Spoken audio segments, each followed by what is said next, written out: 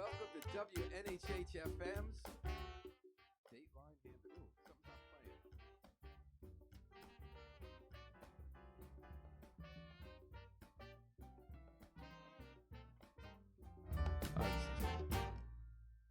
All right, good morning and welcome to WNHH-FM's Dateline Hamden. Sorry about that false start. I'm your host, Paul Bass, inviting you to look behind the headlines on the stories that make our community tick. Joshua Elliott makes Hamden and Connecticut tick. He serves as a state representative in the General Assembly, where he represents Hamden, and is a leader in the Progressive Caucus. He just finished another busy term. With perhaps more good news to report than usual, let's find out. Welcome back to the studio, Josh. Good to be here, Paul. Thanks for having me. And thanks to Yale New Haven Hospital for providing support for today's program. So, Josh, you just told me you saw the circus last night in Hartford. I did. Cirque du Soleil. It was phenomenal. Well, the rest of us, it sounds like you included, got home in time. We watched the circus on TV last night. That's or on right. the web, some of us on computers. The first 10 out of 20 top Democratic candidates for president were debating. And at times, it really was a debate, especially about war. And before we get to the state stuff that you're involved in every day, you got into this local politics and state politics through national politics and presidential politics. So I was just curious, Josh, what did you think last night when you were watching? It was great. One of the reasons I got involved were the issues of campaign finance reform and gross income inequality. And Sanders was really the first person who was out there talking about this. You were a Bernie guy. I was. And this year, I'm agnostic.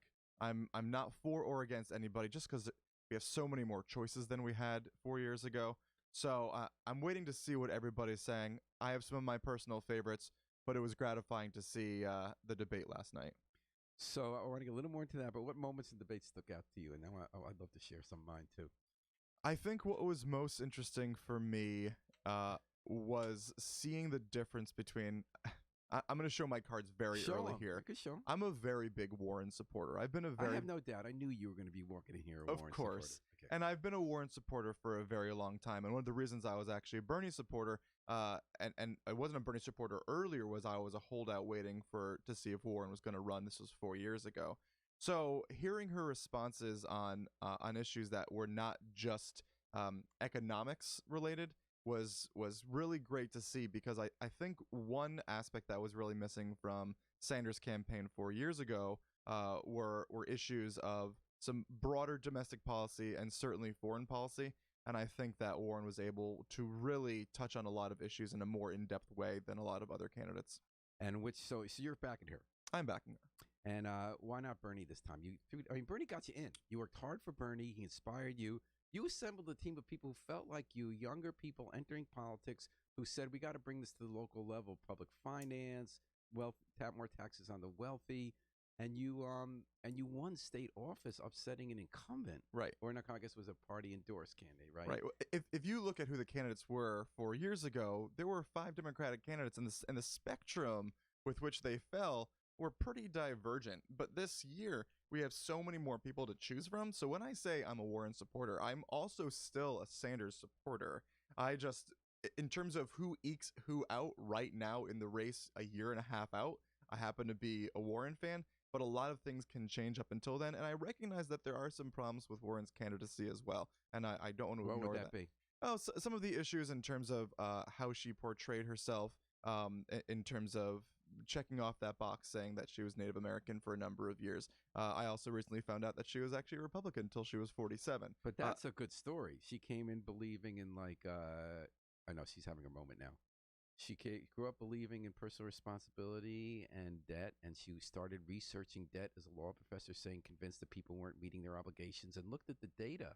Right. And became the country's foremost scholar and change agent, calling to account banks that were cheating people for 90% of the cases. There's something that's very important to me about somebody that looks at information and can change their perspective based on the data in front of them. Mm-hmm. So I do not find the fact that she was conservative for so long to be problematic in any way.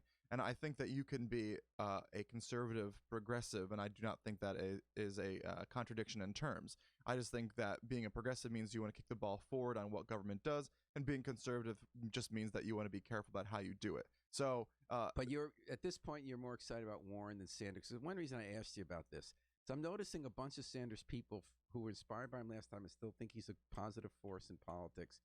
did feel that last time there were some shortcomings in terms of how he looked at racism being not just connected to economics, but its own bag of problems, and with its own sources, and that his foreign policy really was wanting. Although I think he's done a lot of good work on his foreign policy since then, has a really good position on Israel that he's developed. But in general, I'm finding that Bernie Sanders supporters sometimes feel his moment is past, and that Warren is much more effective. That she's the one who got the Consumer Financial Protection Bureau designed, passed. That she's really knows nuances of issues, but still takes a very strong stand against the powerful in ways that can maybe even appeal. Although he also appealed to conservatives, true conservatives. Well, that's the people who thing. can relate. I don't know if it's that his moment has passed. I think if you look at who are the people that supported Sanders, and I remember when I was in New Hampshire knocking doors for the primary, and it was in the middle of winter, and we saw somebody off on the side of the road, just stop by, make sure everything was okay. And so while we were waiting to make sure that someone was going to come by and make sure that her car was taken care of, I asked her who she was supporting. We just struck up a political conversation, and she said either Trump or Sanders.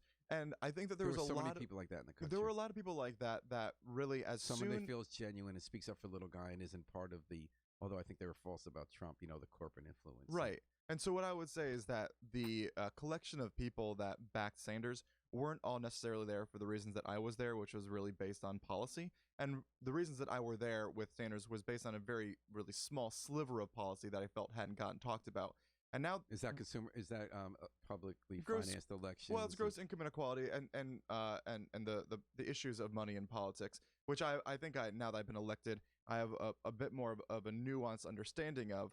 Oh yeah, I think so. I hope that my understanding becomes more and more nuanced over time regarding every topic. What that often becomes is I have a nuanced understanding, which means I want to get reelected, so I'm going to take someone I used to think was dirty and sell out. So my understanding of money in politics now is that it's an unresolvable problem. You are never going to get rid of money in politics. The best thing that we can do is to blunt its impact. And so what Connecticut has done with its Connecticut, Citizens Election Program is eliminated the need for candidates to go out and search for these big money donors.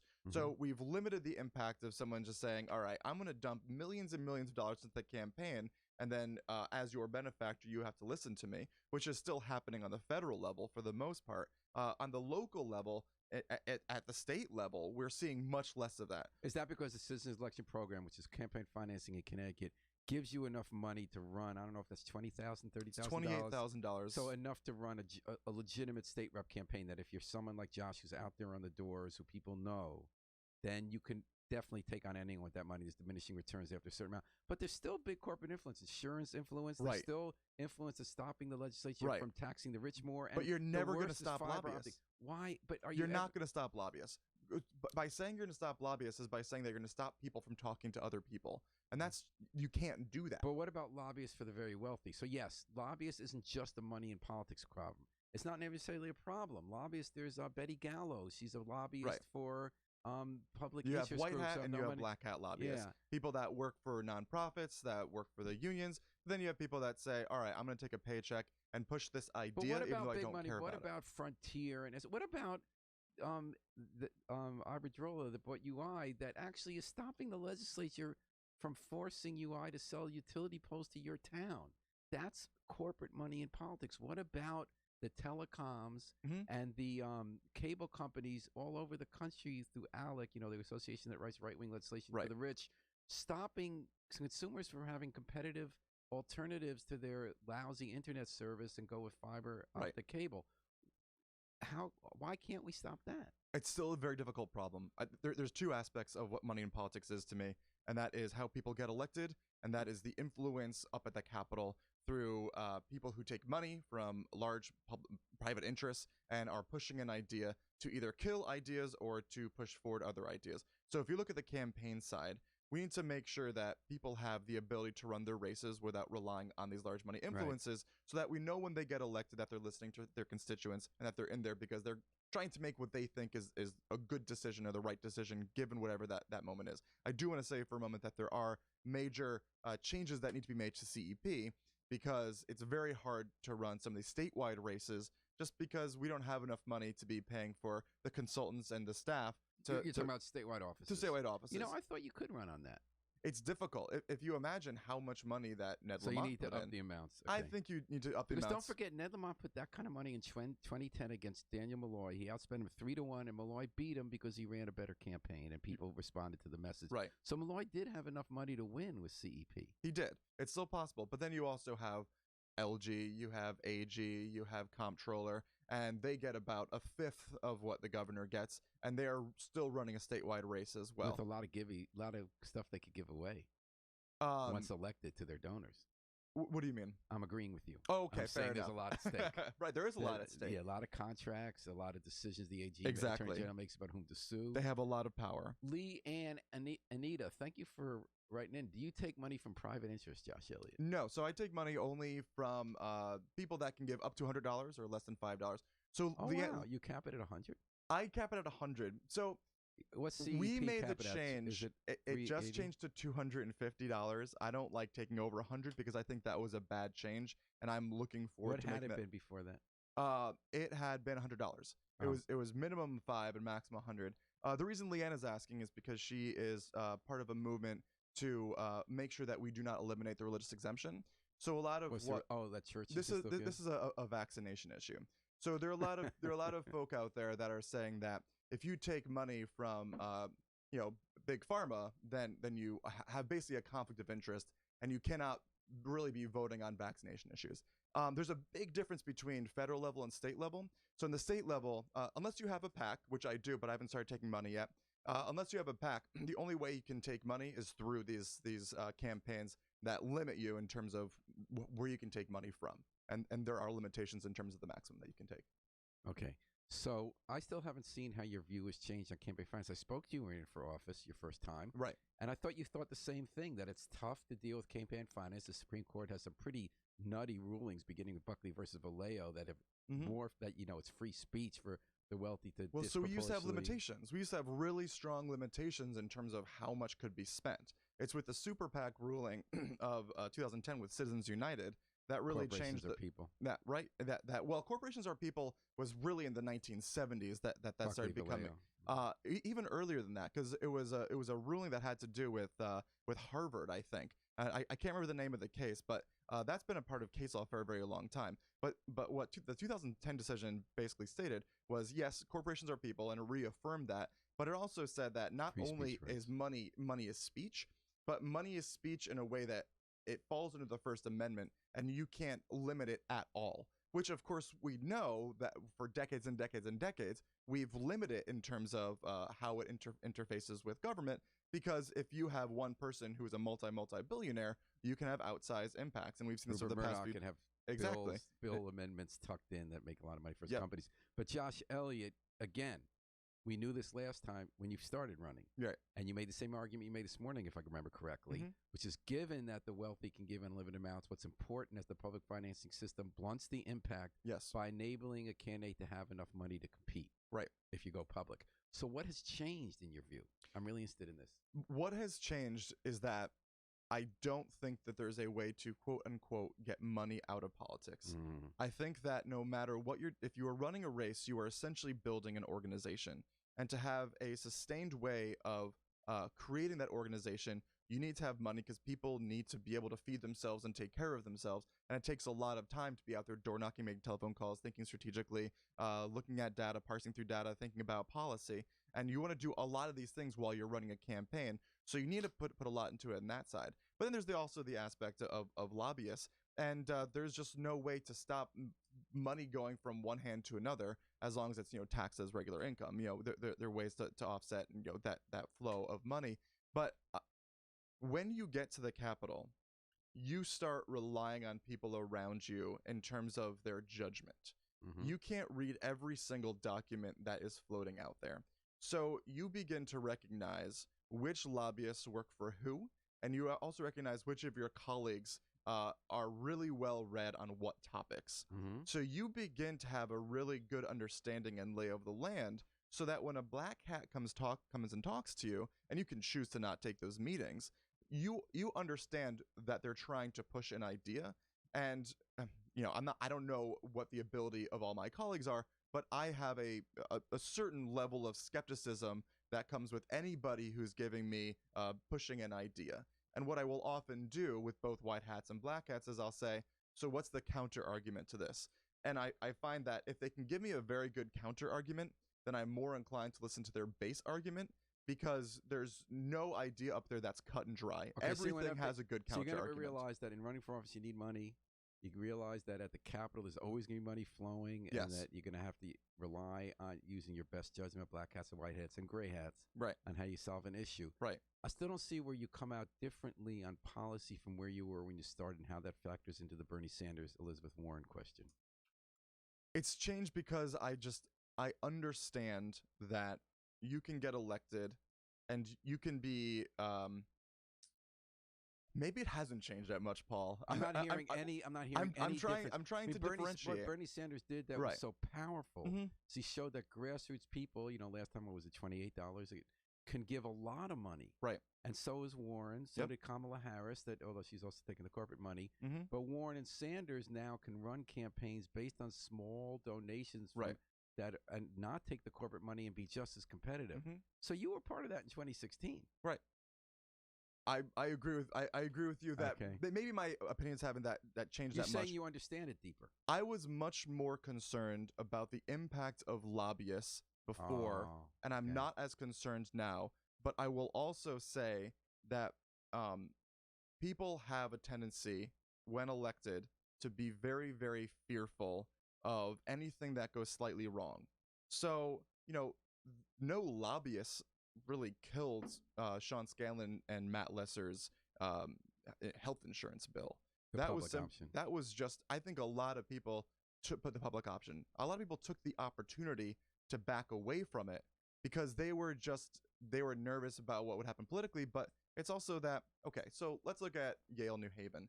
Whenever any change comes up that would look to tax the hospital, I get flooded by emails. Now, I know the people who are flooding me with emails aren't necessarily standing behind the words of their emails, because they're mostly form and they're coming directly from Yale. And it's basically, don't tax us. We're doing good for the community. If you do this, we will lose good jobs, which is a very strong argument. I disagree with it. I think that Yale New Haven makes gobs of money. They are a near monopoly in our state, and I think that's really problematic. I also do think that they are doing good things for our state, but I don't think that they're going to lose jobs if they have to be taxed more, if they get taxed more. All that's been settled by the state already. I'm making a point that, there are much broader issues of why things fail or pass, and the lobbyist influence is one very small part of a much broader whole. All right. And we're talking about that hole on Dateline Hamden with State Rep Joshua Elliott. Is always one of our favorite people in the studio. You have Thanks, a permanent Paul. you have a permanent invitation. I appreciate that. It's great. So I want to get back. So you're for Warren, because yesterday we had Reverend Samuel T. Ross Lee, very independent political mind in New Haven, was with Sanders 4 years ago, is with Warren now. And I'm getting this kind of sense, and I'll lay my cards on the table, me too. Mhm. This kind of sense that Bernie's had a great influence, his time kind of passed, Right. and that Warren is a much more serious accomplisher Right. of policy, that she knows who's cheating whom in such a specific way, and knows how to get in there and stop the Wells Fargo guy from pretending he had consequences, Right. when he in fact benefited with $10s of millions of bonuses from having a policy of deliberately opening accounts in people's names and then stealing their money while the little guy got screwed. I think that there was a really major theme of that burn it all down, if not mentality, at least emotion that was running through 2016. We saw Mhm. that both with Trump and a little bit through Sanders. What I really have always appreciated about Warren is she takes much more of that Brandeis approach, which is, I'm looking more about regulation. I don't care if we have winners and losers in the game of economics. What I'm saying is that I want to make sure that the rules that we play by are fair. And she's Mhm. making a much stronger case of that. And I also want to point to political efficacy, because if you look at, just as you said earlier, what Elizabeth Warren did as a first-term senator was she created an agency, Right, which is a CFPB was which the is most a important one, now really- it's been taken away. which is a big I deal. think And it was $20 billion they got of people's money that was stolen before Trump shut sounds it down. about right. And it's also an agency now that we see is being gutted. They have a broad range of what they can accomplish if they choose to accomplish those things. And right now, they are being limited by the So executives my in favorite control of moment the last agency. night. Say it again. My favorite moment last night, and I know this has to do with we're all biased, so we love when someone says what you feel like you've been saying for years and nobody ever says on a public stage. Right. when she and Bill de Blasio were the only people who raised their hands who said they would get rid of private insurance, Right. she brought it home in what I think is the most important way that never. She looks at business models. Mm-hmm. She said their business model is in the health insurance agency to take as much of our money as they can to give us as little health care as we can. Mm-hmm. I just know this from my family, from anyone I know. You pay them a lot of money, and then they always find ways not to give you the money you promised, and you get sicker trying to get it. Right. That's the business plan. That's Right. not an outlier. That's not a problem with regulation, as she says with other issues. Yeah.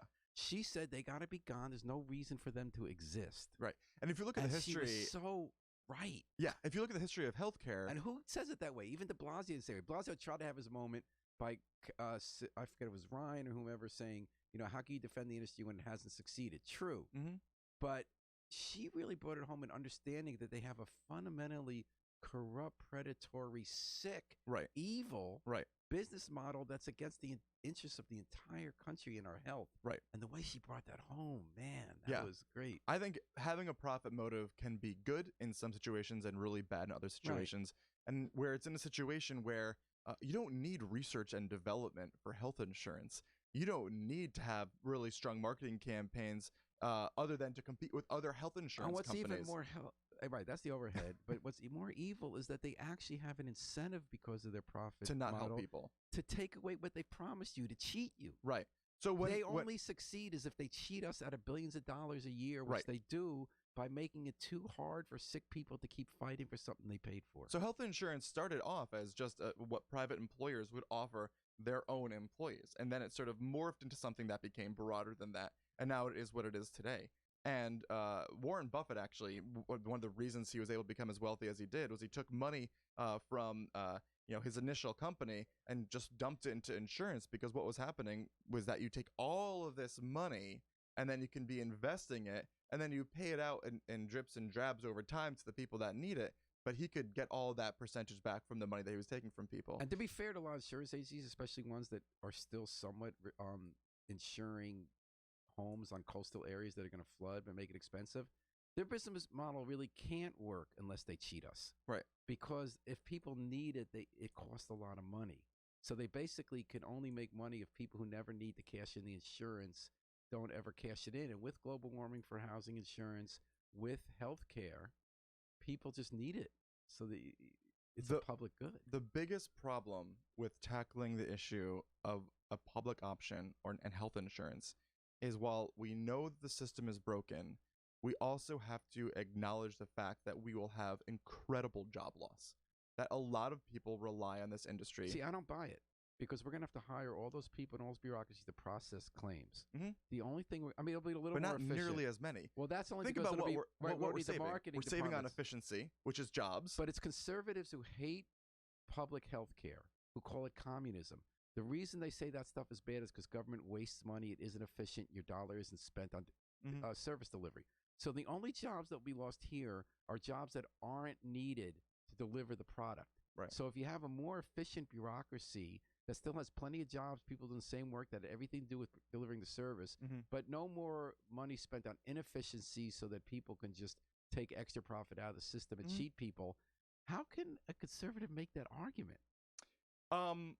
I think both liberals and conservatives have a tendency to make conflicting arguments when it doesn't serve their side. When it doesn't serve them, yeah.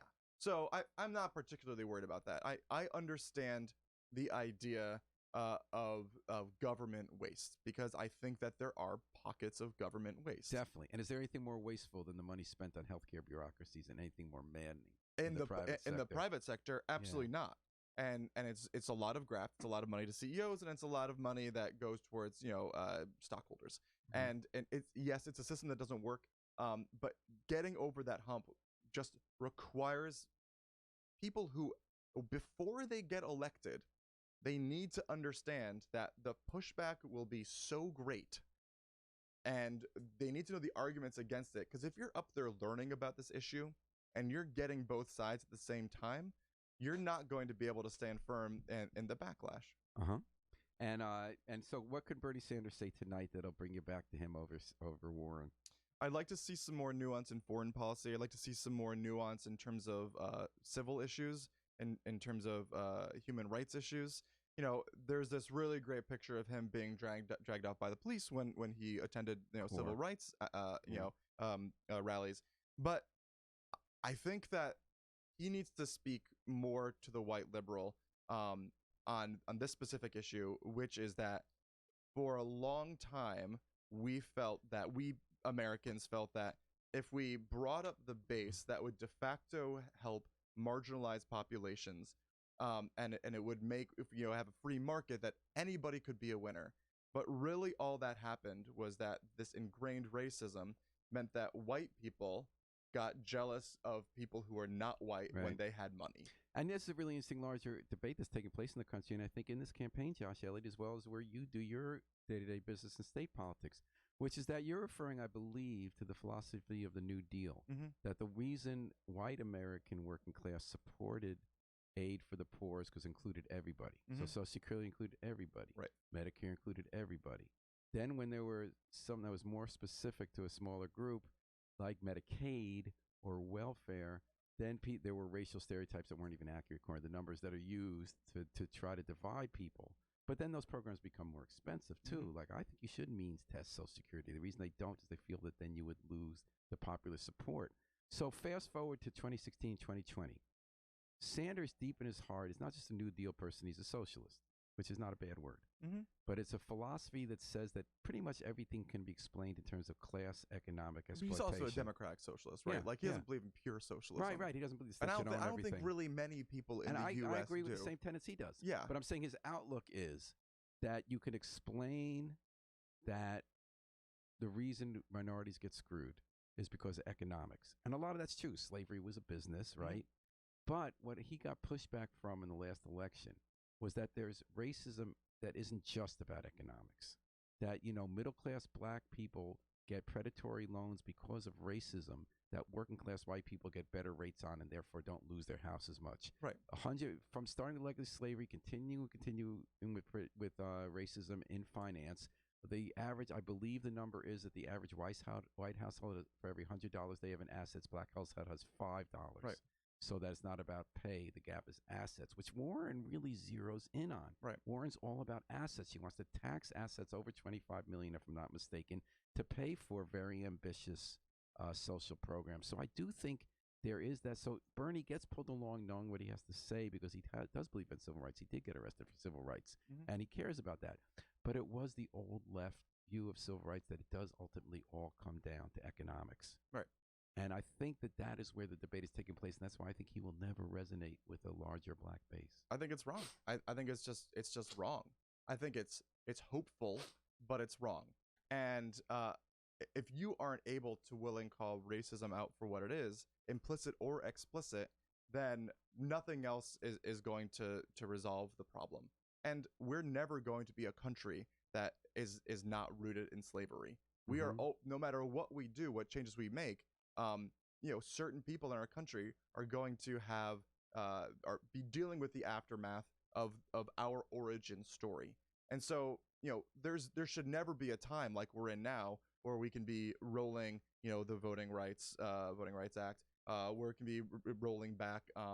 I can't think of the terminology, but when you compare somebody, of color versus, some Caucasian, making sure that they're viewed equally. There's no time for us to be rolling back these ways to be corrective for centuries worth of problematic social and economic programming. Yeah, and just my last thought on Bernie prediction is I think he might be fast losing it in terms of, like, I think Warren might really surpass him and he won't be top tier for long. But if he is, I actually believe his big contribution last time was domestic policy. Changed the whole national conversation about what's possible with college, with healthcare. Right. I think he's going to do it with foreign policy. I think he spent a lot of hard work and hired some very good people over the last 4 years to think about foreign policy, because he was no match for Hillary Clinton in that. Even though I disagreed with her foreign policy, you saw them up there and you said only one person could really know on day one how to deal with other countries. I also think his statements have been very powerful on the Middle East, in my opinion. I think that he's really thought about it a lot, and as a Jewish person, he's really got potential to shift. We've been working with our own U.S. Senator a bit too, as well, on the Yemen issue. Murphy, yeah, and I think that he has real potential in this campaign. If he doesn't fade, which I think he will. Mhm. If he doesn't fade, I think he can help move the conversation to a more even-handed Middle East policy. Which is really important. I hate the term Overton window, but you have to take a certain number of tracks. If you are very outspoken on a wide number of issues, you are going to be, I think, less effective when you're actually trying to govern. And I also think that you are going after a smaller subsect of the population. But what you are doing is making it easier for the next person in line to say, well, 75, 80% of what this person said is right, and maybe not saying explicitly like this, but taking 80% of those issues and just maybe being a little bit more quiet on the other 20%. So I view it more holistically as the body of Democrats, that we need the people that are outspoken to be pushing this, but they aren't necessarily also the ones that are going to win. I find this up at the Capitol too. The people, including myself, who are more of the lightning rods, can change the conversation, but you're also much less likely to be in the room actually writing laws and have, be able to pull on those strings. And you need both. I think both have one can't have a part to happen play. without the other. Right. And while I'm, we'll talk about, how important it is to be vaccinating our children and how important it is to make sure that we have free telephone calls for incarcerated people, I also have a slate of like 20-25 things that I'm not as vocal on, because maybe sometimes it's just not as important to be getting press on something, but you just want to get work on some big ticket. And let's talk about that. We're talking to Josh Elliott, state representative from Hamden, on Dateline Hamden on WNHH 103.5 FM live stream newhavenp.org. I don't want to let the anti-vaccination issue crowd out everything. Yes, but let's just deal with it. Absolutely. Okay, Leanne and Anita, I'm going to do one more with you. Thank you for writing in. Josh Elliott I'll admit I have a bias. I think the anti-vaccine stuff is crazy, and I think that it's dangerous. But I want to be fair to people like Leanne who feel differently. Josh Elliott had a Yale scientist testify in favor of an HPV vaccine mandate. They both failed to disclose to the public that she was a Merck consultant, the HPV vaccine. So don't offer disingenuous concern about lobbyists when you sneak them in without disclosing they are consultants for Merck. That's kind of hypocritical, dude. Yeah. So, you're going to have people that are going to be connected to the pharma industry. You're not going to be able to stop that, because when you have academic studies that need to be translated both from private companies to academia to the public, you're going to need intermediaries. There's no way for us to get around there's no such thing as like, you are academic and only academic, and you can't be associated with anything else. You are in the private industry and you cannot be associated with anything else. Academia is sold out anyway. They've been bought by private industry for all sorts of health research. Yeah, so you have to hope that the push and pull of medical research basically looks at other people's research and calls it out when it's bad information. I don't know a way for schools to be undergoing research unless they have that money coming in. And just having talked to fundraisers from major universities, one of their big pitches is going to people in these private industries and saying, hey, if you give us $50,000, you're saving this job at this academic research station to make sure that But then you have to worry happening. if you're ever going to get that money again if you don't give a result they like. Absolutely. Yeah, you have to worry about that. But would you argue that in the case of vaccination, there's such a colossal consensus on peer-reviewed research that goes back decades and zero reputable support for any of the research suggesting that we shouldn't be vaccinating our children? Or am I just wrong about that? What I have found is that there's like 4 or 5 main arguments that are brought up over and over and over again, and a minimal amount of research is necessary to understand the strengths and weaknesses of the other side. And it doesn't take much to understand that there's a reason that about 99% of us are vaccinated generally, but that the seeds of destruction that we're sowing by having a nearly 80 to 85% vaccination rate in some of these schools, it's not just a U.S. issue. The measles issue has been mostly eradicated in the U.S., and it's coming back isn't just a problem of us here. It's a problem of we spread these diseases to other countries as well.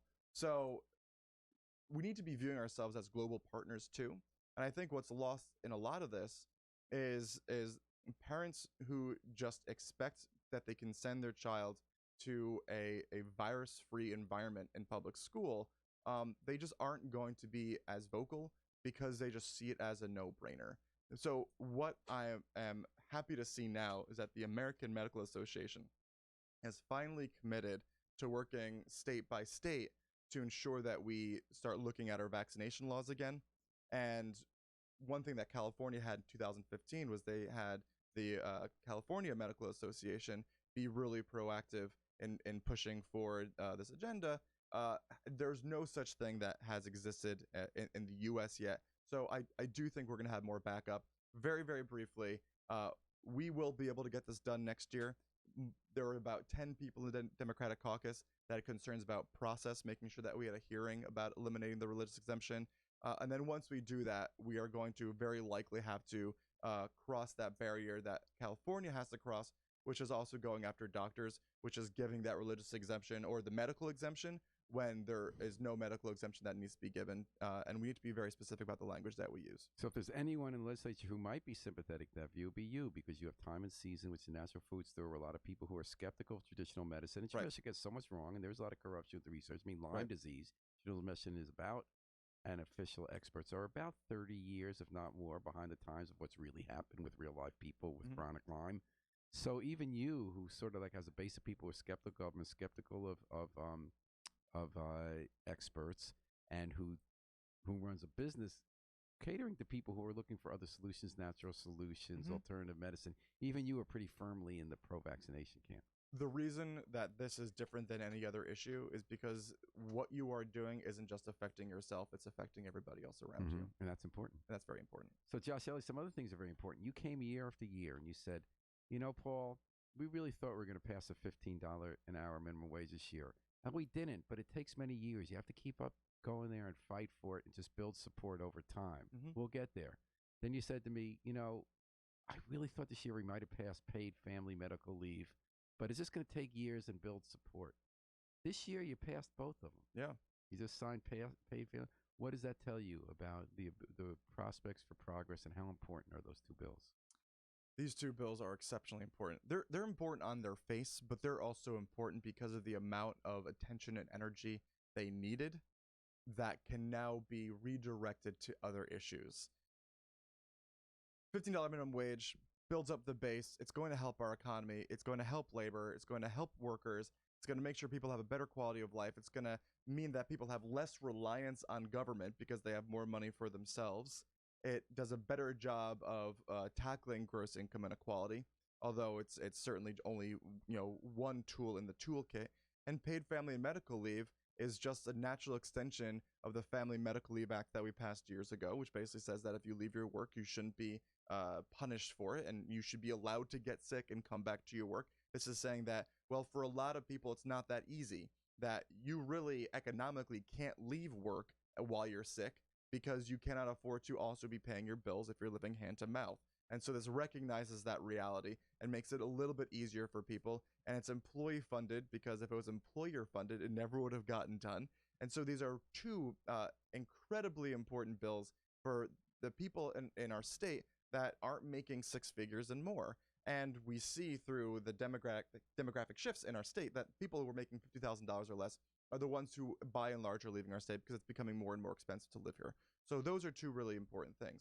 But again, going back to, now we can spend more time on things like providing free telephone calls for incarcerated people, which really affects some of these, urban centers. We give a monopoly for a captive audience for families that, I mean, it's incredible. It's like 10 times as much for a phone call there as you and I would pay. It is we are the second most expensive state in the country, and it's about $5 for a 15-minute telephone call. And what do we normally pay for a 15-minute telephone call? Well, I mean, normally you pay a monthly bill, and you're not being charged on the minute.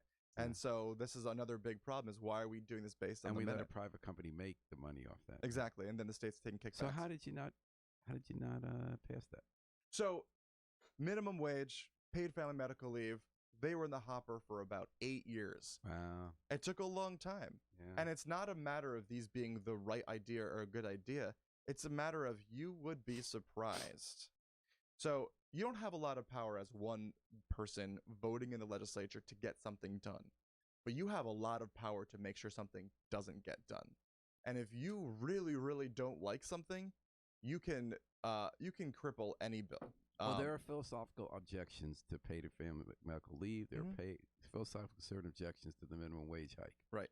Are there have you heard any arguments against stopping a private company from having monopoly to get the poorest incarcerated people in the state paying $5 for a 15-minute phone call? No. So the argument is that the state should not be taking these kickbacks, which is about 68% of what Securus takes in, which is about $7.7 million a year, which is what the DOC and the judicial branch are relying on for probation and parole services. It's that other couple $1,000,000 that people who don't agree with my premise, we don't see eye to eye. And they think that families should be paying something.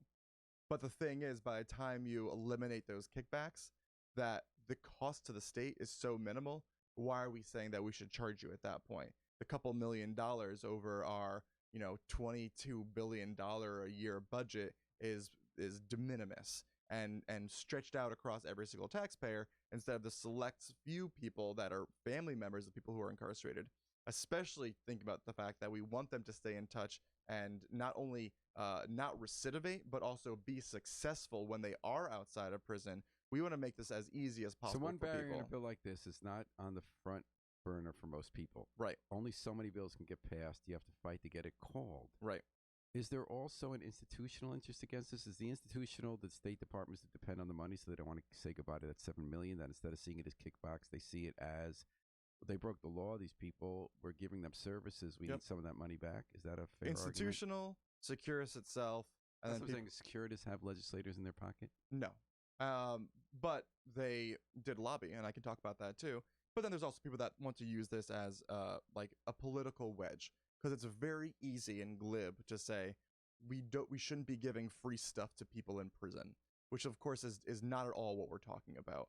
When it comes to Securus, they hired a lobbyist for $40,000, and once the equity firm found out that they did this, they immediately pulled them back and issued a public statement saying that everything Securus was saying was basically false.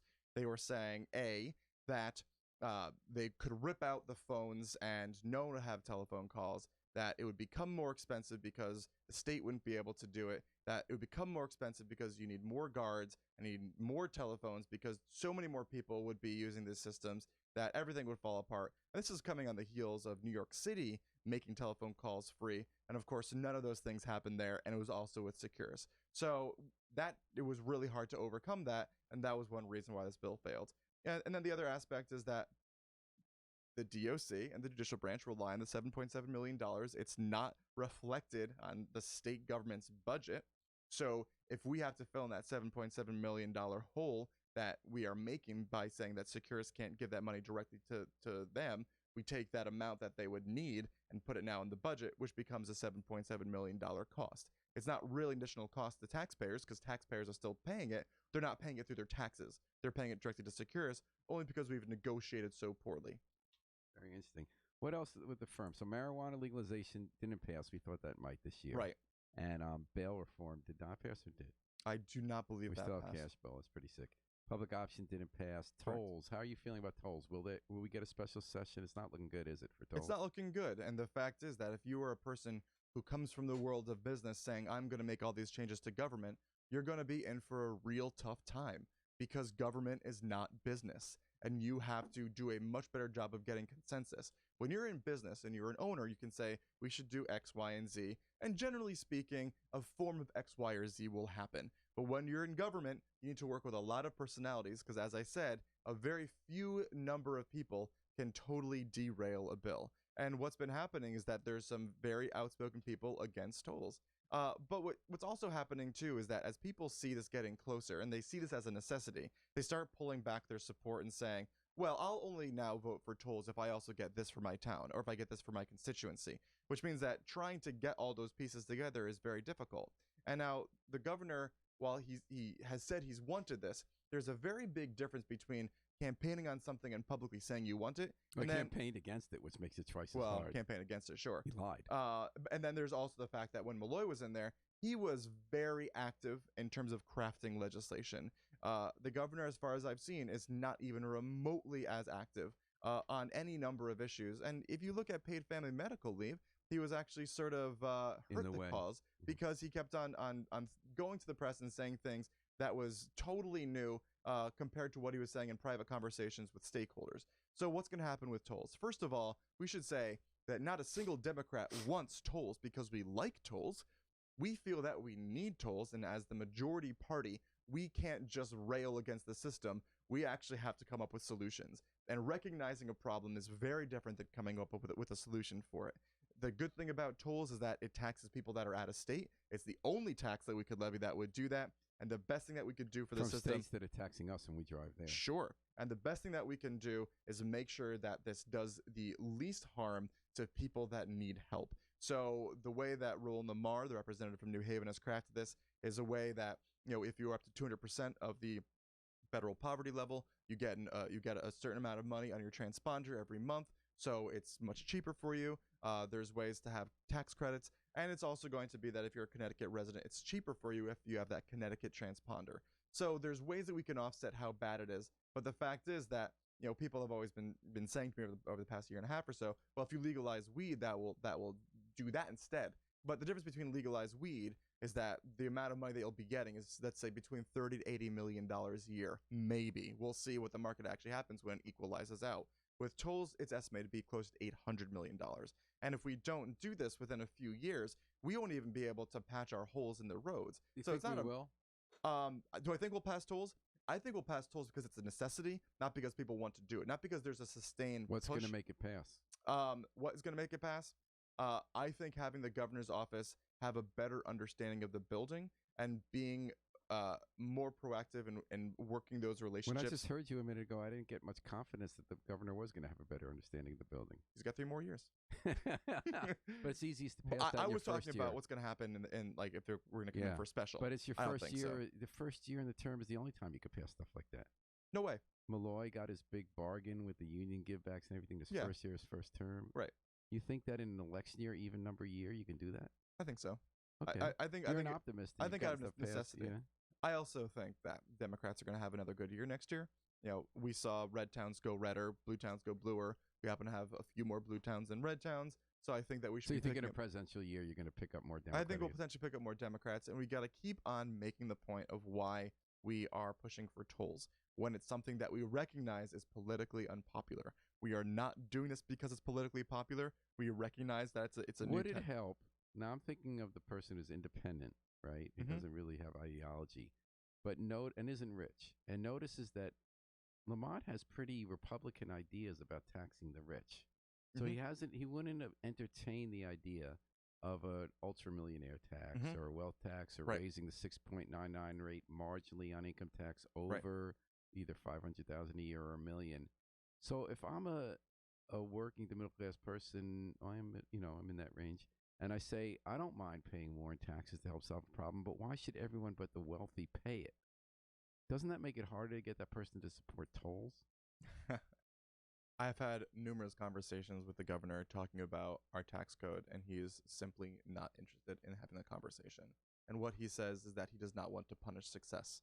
Now, we recognize... Why is paying taxes why is paying progressive income taxes punishing success? Someone who's making millions of dollars a year and already has a lot of tax shelters, by the way, paying a few thousand more a year, why is that punishing success? Aren't they part of a society? Don't they, as Elizabeth Warren says, don't they benefit from roads? Don't they benefit from cops? Don't you benefit from law? Yeah, from having cops, not so that people don't come and steal everything you own. Yeah. So why shouldn't you pay your part to run the government? Because there's this idea that we only make money for the sake of making money, and that there's nothing else to it, and that we need to incentivize people to make money.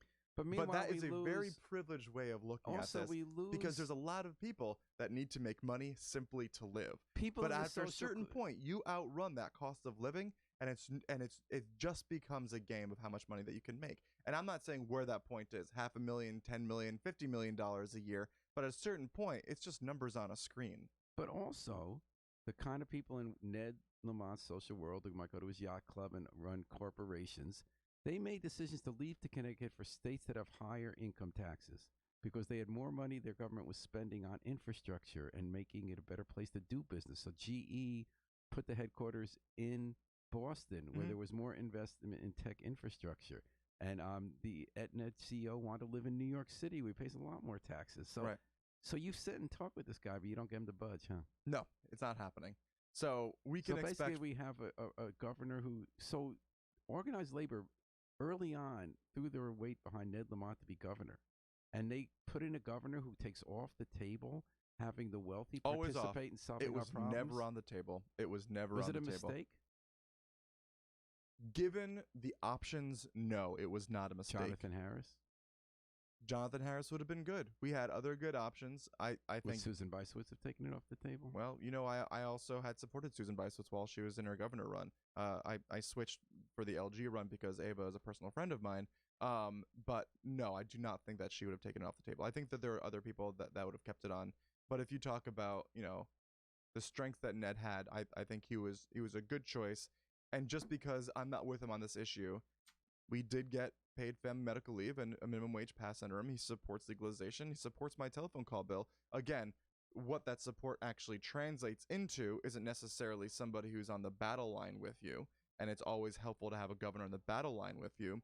But it is also helpful to know that when you're having these arguments and discussions with people, that you're not going to have somebody who's going to veto your bill. So that's also very important too. And so there's a spectrum of strengths and weaknesses that the governor has. And I view this as a very definite weakness of his.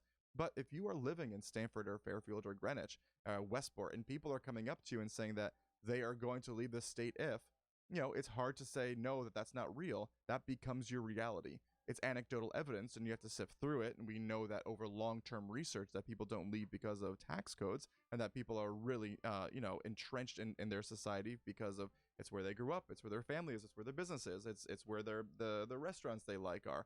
So it's not as simple as saying they can move, they will move.